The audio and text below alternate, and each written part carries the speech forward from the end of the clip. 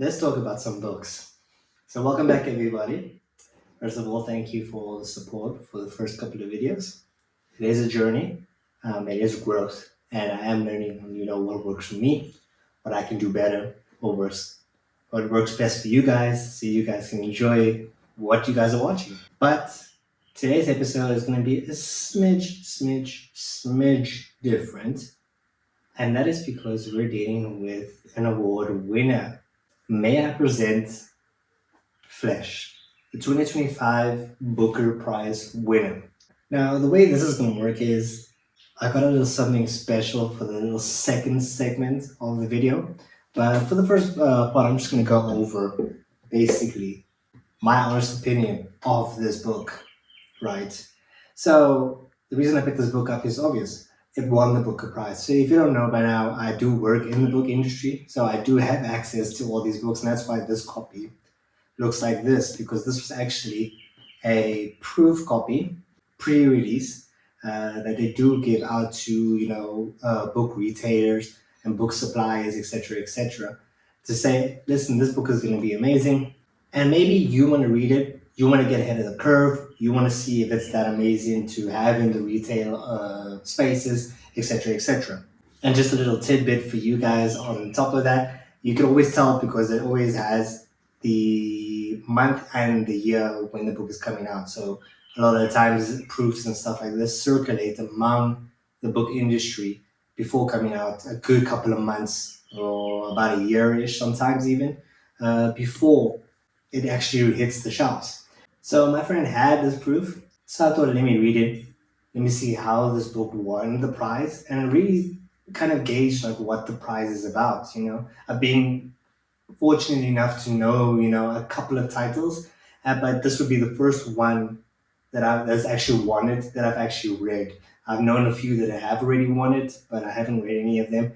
And if this is how they are, I don't know if I will.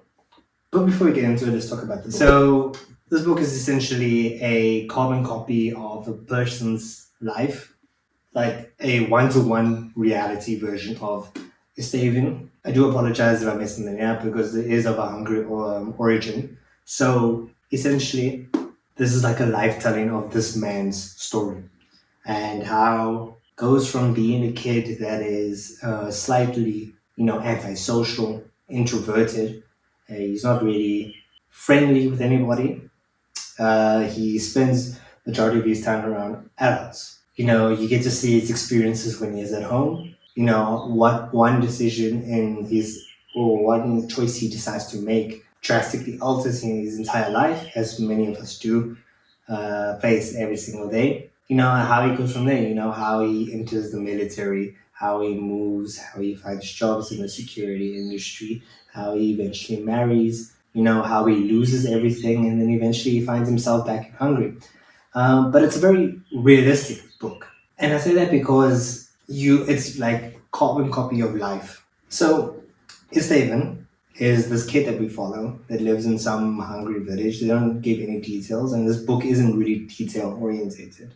Around certain areas it is, but it's quite lacking in detail in a weird way. And I'll provide my thoughts on that later on.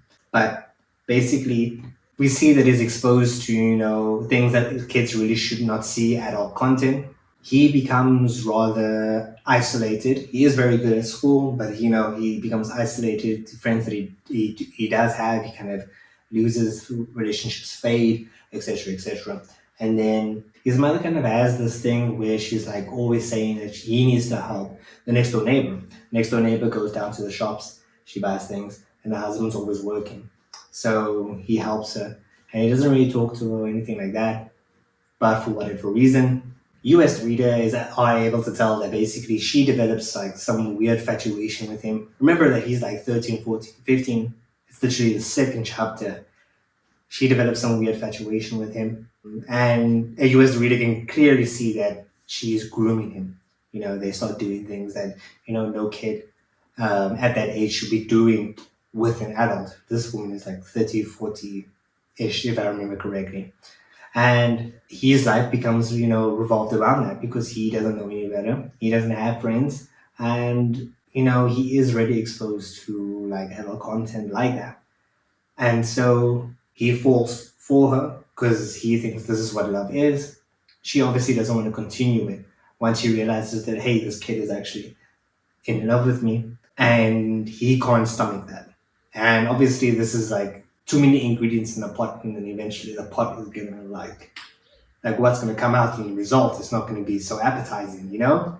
So she calls it off. He doesn't know how to accept it. At this time, he's actually also doing work with the husband, but the husband doesn't know, of course. He can't accept it. He pulls up to the apartment where they stay. The woman's not there, but he is. And he basically forces his way to see her, even though she's not there. The husband tries and stops him. He doesn't really understand, what this kid is doing here. And basically, through one action or another, the husband gets pushed down the stairs. He knocks his head and basically passes out, and later on he dies. But he could have been saved, but for whatever reason, is that people don't react to emergencies or high intense emotional situations in the same way. So Istaván doesn't react and like, oh, I need to help him, or I need to run away, whatever the case is. He just calmly, walks down the stairs, down the floors to the entrance past the body, and then straight to, I think, like a convenience store, and where he sits and he smokes, and then basically later on the police pick him up and he goes away to juvie. And if that doesn't sound like it's something for you, that's basically what this book is. So it's really a realistic telling of the influences of the world from like 1980 to all the way to 2020 something. And it shows like how he has to deal with that. So how he has to deal with the fact that he went to jail, like how that limits his life and how that affects his life in overall. He has these tendencies, these needs, impulses that he kind of like feeds into a lot over the book. And I'm gonna be honest with you, it didn't really connect with me. I just don't really see how or what really made this book so popular. The conversations were really dull. They were really like okays and single words, and many of the exposition happened like after. And I think that's more like a sense of like actual conversations aren't book conversations. You could take it with a grain of salt though, because actual book conversations aren't necessarily real life. You don't actually go and speak to your friends, to your girlfriend, to your spouses, whoever, in the way that people do speak in the conversations in certain books. It just doesn't happen like that. But I think the lack of that, or my experience with this sudden like decrease of information, decrease of conversation, or the art of conversation, because it was really just okays and yeah and shores and really one word answers. And I think really that is like also again a reflection of life. It just reading it made it really difficult to get into the book. Of course, there's other characters. You get his mom, his wife, his son. His wife does have another son as well, so his stepson. But you only really get slight POV changes. So majority of this book is from his POV, and if that's your sort of thing, then maybe this book is for you. Like I have seen that it's like really popular, and I have seen that there is a certain crowd for it. So like the top of my head, the only book I can really think of is like A Little Life. That was also a very like dark, traumatic, realistic book that people like got really emotional about. But for me, like it was just a quick read. I don't even know how many pages it is. It's about 340. And most of it was okay, he has it for sure, and very little information about him. You could kind of tell that maybe that was David's intention, to sort of like tell the reader that these are the certain parts that Istaván really knows, that really can recall, because those are the ones that really stood out in his life. And then like the periods between the other experiences that had something to do with the most memorable ones, but don't really, they're just there to kind of tell a story. They're not really there because Istaván remembers them well. It's just because event A leads to event B, and C is the one that he remembers the most. So you'll get very vague detail A and B, and then C will be, so you can kind of pick up on that sort of pattern. I think maybe that's what David's point was, perhaps, to say that, that these conversations don't go like this, in fiction and sci-fi and stuff like that. It's not detail orientated, there is no ellipses and there is no growling. There's a lot of like, do you want to go there? Okay. How do you feel? Okay. So I think maybe if you're going to pick up this book, you should probably like prepare yourself for that, because this is going to take you on a journey. And if you are an emotional, empathetic person, I think this book is going to probably hit you in a deeper and better way, in a weird sense, for lack of a better word, than it has hit me. Remember, this is just my opinion, but I found this book like really easy to read. I found Istaván kind of like your everyday person, and I think also that's also like the point of David. That these our everyday decisions, doesn't matter how extraordinary we feel or how ordinary we are. We're all just human. We all just this could be anybody's life at the end of the day. But my point being that this is just my opinion. I didn't necessarily enjoy it, but I want to kind of understand what exactly or how exactly this book won the Booker Prize and what really the Booker Prize resembles. So let's maybe look at the actual website says about Flesh. So right now I'm on the actual Booker Prize website, specifically the post. There were 2 pages I looked at, specifically the post of him actually winning Flesh by David winning. David, I don't actually know how to butcher his surname, so I'm not gonna, but him actually winning, and then the actual Booker Prize, reasons and further details about the book. So if you don't know, the Booker Prize is a competition, maybe including the entire book network. So really prominent authors, the prominent publishers, basically the top of the top artists. And the panel sits in London. They hold the competition, and authors from all over the world can come through and basically present the book, I'm assuming. I don't know the intricacies of the competition, but considering that David himself is a Hungarian author, I'm assuming that perhaps this is a worldwide competition. But basically, they said you present the book. They present the book in the list. They then narrow the list into a long list of some of the applicants, to a long list, into a short list, and then the panel specifically sits, which in this case, apparently they sat for 5 hours, for 6 hours about, and for 5 hours, they just kept coming back to Flesh.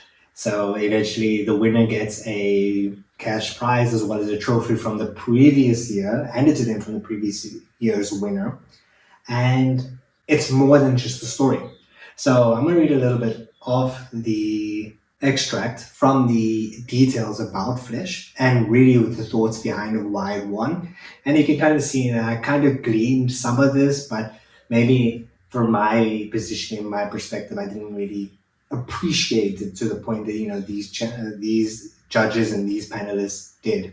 So they sat for more than 5 hours, and they just kept coming back to Flesh. And even though it was a dark-ish book, it was a very dark book for them, it was quite a joy to read. And to quote them, they say, "We don't know what the protagonist Istaván looks like, but this never feels like a lack, quite the opposite. Somehow it's the absence of the words, or the absence of Istaván's words, that allows us to know Istaván." They continue to go on about how it's almost like everything's left up into the interpretation, and it's not just the words, it's not just how Istaván is telling the story, but also how it is framed on the page. They note the white spaces of the page, how not the chapters, but specifically the time jumps and the time spaces are used, and how exactly this represents, it's not just the story, but how the entire book is adding another element to the book. And for the judges, this was specifically the use of the white spaces, because there is a lot of white space, whether it's next to the actual dialogue and the actual story, or whether it is the actual like pages, because there is quite a big gap where he's experiencing grief. That there is just white space. There's good few pages, and they note that this is the opportunity or David's invitation for the reader to kind of fill in, add what you think is happening. Your emotions, and you observe what Istaván is going through. This is from your interpretation on these white spaces. It's almost like the author deliberately left space for you. But the book is ultimately about living, what makes a life, the experience of life, etc. And I'm kind of happy to have really gathered some of that, not everything, but I'm kind of happy to kind of glean that, maybe, this was David's intention, the lack of dialogue, the lack of detail, and maybe what I struggled with was the point, that was the invitation for me to kind of add things. Would I like to be a bit better at that? I think that only really comes with time, and if you get more into this genre, because there is, me and my friend did speak about this, there is quite a number of Booker Prize winners that do necessarily feature in the dark, realistic, traumatic category, including, A Little Life. So there is that sort of subgenre. And also, it depends on your emotional empathy and your intelligence and your ability to observe patterns, etc., etc. There's so many external forces, and perhaps maybe you could pick that up. Obviously, if you get into genres and books like this, and in general, if you just read. But for me, like a person that just reads so many categories and so many genres, I didn't necessarily enjoy it to understand why it won. This is a piece of yes, it is a piece of work, and my opinion is that every book is necessarily an artwork. The writer puts down their painting or their pencil or their fingers to type a story, and essentially they give us the ability to own their art and bring it home with us. And art is subjective, and it speaks to you and it doesn't speak to you. And I'm happy that I could actually experience this book and actually glean for why it won. And it makes me kind of want to challenge myself to read other Booker Prize winners. But you tell me, would you actually read The Flesh? Are you into those dark kind of books? That ones that will make you cry, will make you emotionally invested to the point where it's just like, oh my gosh. So you tell me, would you read it? Are you into that? If you like this video, catch me on the next one. Please comment, subscribe, and tell me what should we be reading next.